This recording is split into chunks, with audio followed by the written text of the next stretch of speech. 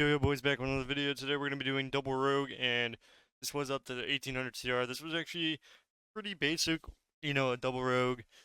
And this first game was actually kind of sketchy. So my guy is actually, not to like call him out or anything, he's actually clicking. He's a little bit older, so he's in the old school. So he's having trouble. Eventually we'll get him to the key binding, but for now he's clicking, so he's trying his best. Overall, he didn't do bad. So we end up kinning here. So here's where my rogue needs to open instantly. Instead, he was like kind of CCing. As you can see, the druid doesn't really click anything right now, which is nice for him. But then as you can see, he kind of like AFKs and forgets that he's a healer. So like he tries to just keep healing us instead of just clicking his heals. So he tries to just run away. He can't figure out how to push like a healing button, and then he cancels his bear form so he doesn't get the rest of his rejuve. So when you're in bear and you cancel it, your rejuvenation actually cancels as well. So he cancels him rejuve, and he ends up just dying because he didn't heal himself. So I was surprised we killed here. I was like, wow, he actually died there. That's crazy. And obviously it's a warlock, so we have to be really careful. Anytime you're 1v2ing, doesn't really matter. You have to be careful. You gotta know that you have a way out, because if you don't, especially versus warlocks, you will die, and that's just facts. But yeah, we end up getting the good old fresh W. Here's a game where when you're playing double rogue, the goal is just try to sap both target at the same time so they can't pre anything. So here I asked my dad to sap the Windwalker. I'm gonna sap the priest, and then we're gonna go the DPS, and we'll see how it goes here. And then you can, so what I said here is you can blind the priest off of my sap if the monk doesn't like use every cooldown. If the monk uses every cooldown, you might as well just get out, save blind for another day. But as you can see, sap, I'm gonna sap. You usually want to do it on the same time, but as you can see, I also pre-evasion. So anytime you stun a Windwalker, especially when you're double opening, always click that evasion. As you can see, it comes in handy whenever you can get a pre. So now we don't have to use our trinket, and we end up having to use Vanish. So as you can see, we got double Trinket PS and Karma. So really, all we need to do is do the same thing. Now, my guy had a little bit of a stun lock, and we almost could have lost because of it, but thankfully, we ended up being good. So we're gonna wait for Echo to be up just in case. You never know when you can't get that RNG damage. So we're waiting for our Echo. He's gonna sap the Windwalker. I'm gonna sap the Priest, and then we're gonna open. Now we really have one job. It was the one easiest job. Even if we couldn't sap, we just need the blind. Either one. So if we mess it up to where I get out, what we do is we just blind the priest and then instantly Kinney the monk, and that's it. So we'll see what happens here. I think he gets me out, and we almost ruin it because he gets the stun, but thankfully I live. So I think I was waiting for him to sap, and I kind of got a little bit too close because I was trying to. So I tried to go in for the sap here, and right before I get it, I tried to juke him. I blind him. I trinket the incap to Kinney, and I was like, oh I was like, dude, are you kidding me? I end up sapping off the blind. Always sap off your blinds if you can, because if you can't, then you're gonna lose the game. He's gonna dome and he's gonna heal. And Shi Eisenberg, we end up killing him like usual.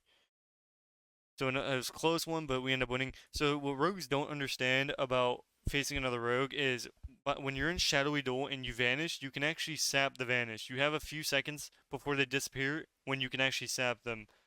So as you can see, anytime you're facing a rogue and you shadowy duel them, make sure if they vanish, hit your sap, because you will sap them.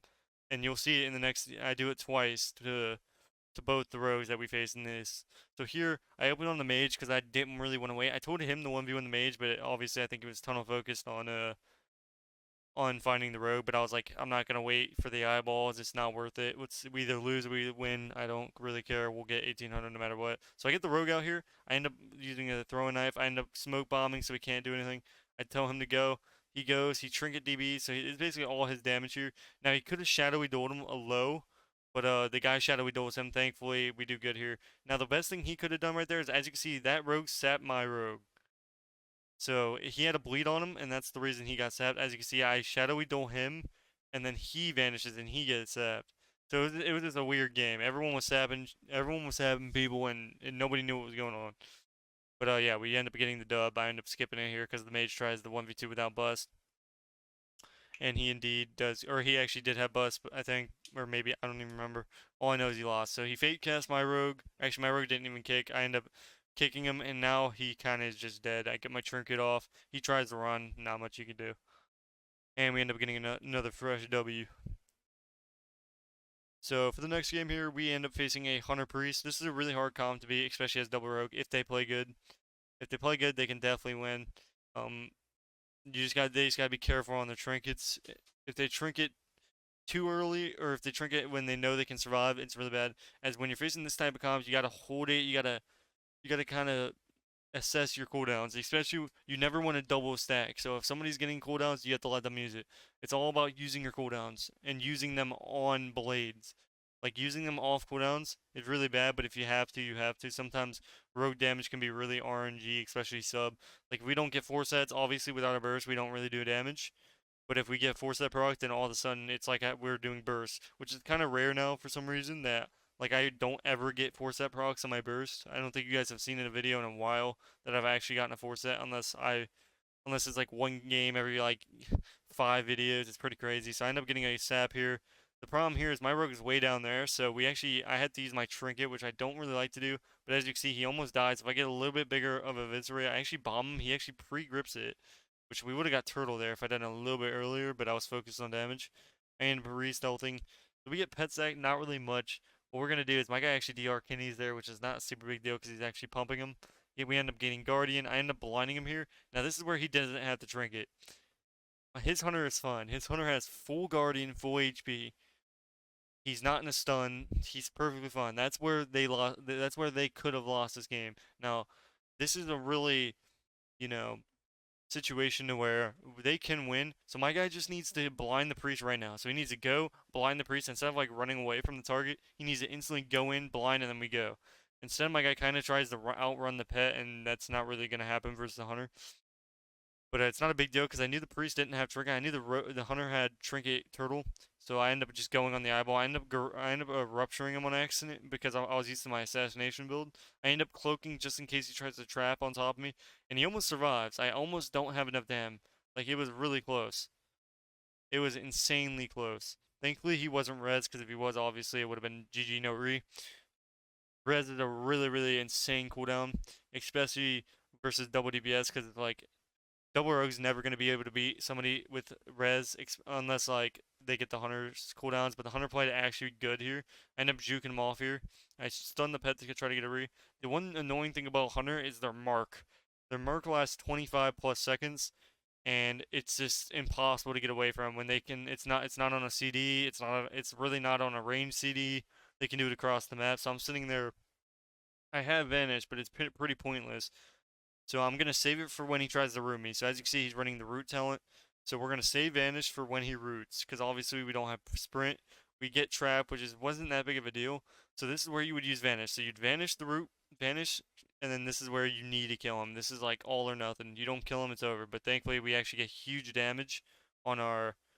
We actually just get unhealable crits. It was legit just unhealable dam. So here my guy ends up not kicking G-Pie, so I like giving them the opener because I'm not gonna wait. So I tell him to kick, but he doesn't. So it's not a super big deal. If the rogue opened right now, it would have been good for them. I knew he was gonna open soon because he ended up marked for death. So I end up pre-curing it. So if he done it a little bit before, I would have had to trinket here. So I hold because I preed. I instantly cloak. I blind him. Usually a lot of rogues would trinket that, but I end up shadowy doing. Here he ends up vanishing, and I instantly sap him. So I sap him. Now he has no more vanish. So we've gotten Vanish on a bunch of his cooldowns. He has Evasion. We're going to Vanish because we don't want him to do more damage than what he has to. And we're also not in the very good spot now. We have no cooldowns. My guy has a lot of cooldowns. He ends up vanishing. I end up sapping the Rogue. Because if I didn't and he got a re, we would have been in a bad spot. I have Trinket. That's the one good cooldown. The only problem is I don't have anything else. So I try to juke this guy's DB, and I think we end up doing it. Let's see what happens here. So I kidney here. I end up trying to space out the DB. I end up cheap shot him. He ended up block cancels, and then he DBs. Actually, no, he gets kidneyed off that. Really good kidney. We end up getting a good. Our guy gets a really good insane disarm, and we end up winning the game. So a really close game by the rogue mage, and then here we actually just this Mistweaver got too cocky to the point where he thought a Necro Shield could outdo my guy's blade damage and my damage, both of ours together. Just don't be cocky versus sub. You have to trade cooldowns on blades. That's just how it is. If you're gonna get cocky and not use cooldowns on blades, you're gonna die like this guy did. Had he just used cooldowns instead of just going for a Necro Shield, he would have lived.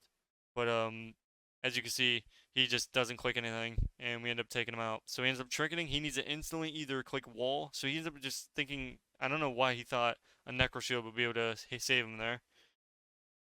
So we end up just doing unhealable dam, 4-step rocks out of nowhere. I end up Shadow Doing before he can kidney my guy to do more damage. We end up getting Trinket here. Now he is an Outlaw Rogue, so there's not much he can do at this point. He can't really 100 OS like in a stun before my guy can peel me off.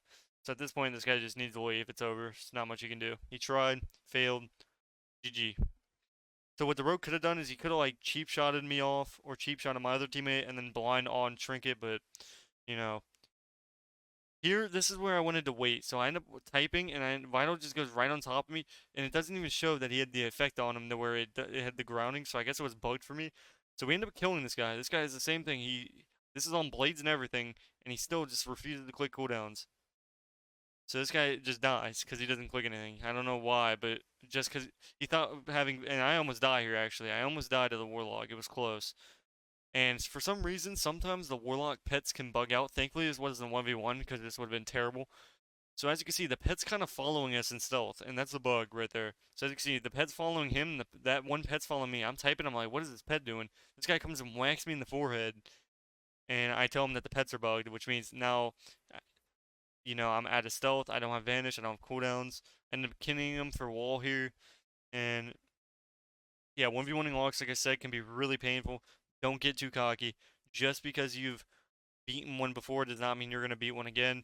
It's really toxic how locks can be. And that's just how it is. Like, I ended up facing Peekaboo on his lock, and he legit just kept me slowed, and I died. I killed his teammate, and then he legit just, like, sat there and just sat on me. He legit used all of his cooldowns for no reason. He knew I was just dead because I didn't have vanish or nothing.